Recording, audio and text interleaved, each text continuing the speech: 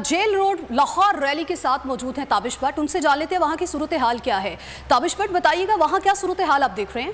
मुल्क बचाओ की जो रैली है वो अभी जेल रोड से कुछ देर बाद जो है यहाँ से जमान पार्क और फिर जोड़े पुल से होते हुए इन्हीं रस्तों से वापस जो है जेल रोड सेक्रेटेरिएट पीटीए के यहाँ पर अख्तिताम पजीर होगी।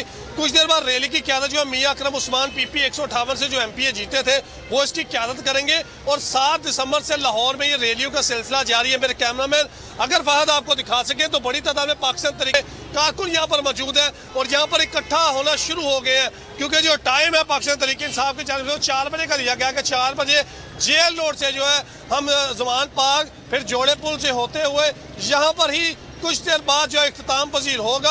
अब देखना होगा कितनी देर बाद जो है पाकिस्तान तरीके इंसाफ के जो पीपी 158 से एमपीए मियां अकरम उस्मान जो है वो यहाँ पर रैली की क़यादत करते हुए यहाँ से निकलेंगे और तरीके इंसाफ के कारकुनों का जो वलवला है वो जो जोश है वो कितनी है।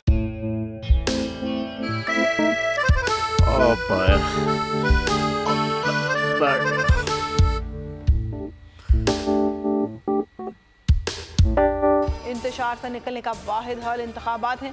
हकीकी आज़ादी मार्च आज रवा। हाँ साहब, आयत के मुताबिक अगर आप उसको ये रिपोर्ट दे दें तो मैं आपको 3-4 सीटें दे दूंगा। मौलाना हाँ साहब, वो जो रिपोर्ट हमें दे दे और वो जो नीली पीली चैनल है वो लगाए। जाओ शबाज। हम ऐसा टीवी देखते ही नहीं जिसका रिमोट हमारे हाथ में ना हो। और यहाँ पे कोई 2 नंबर ही नहीं चलेगी।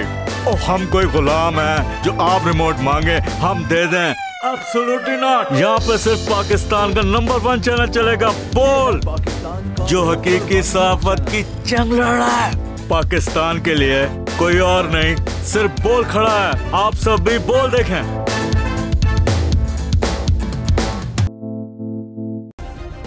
सब्सक्राइब करें और बेल दबाएं ताकि कोई खबर रह न जाए।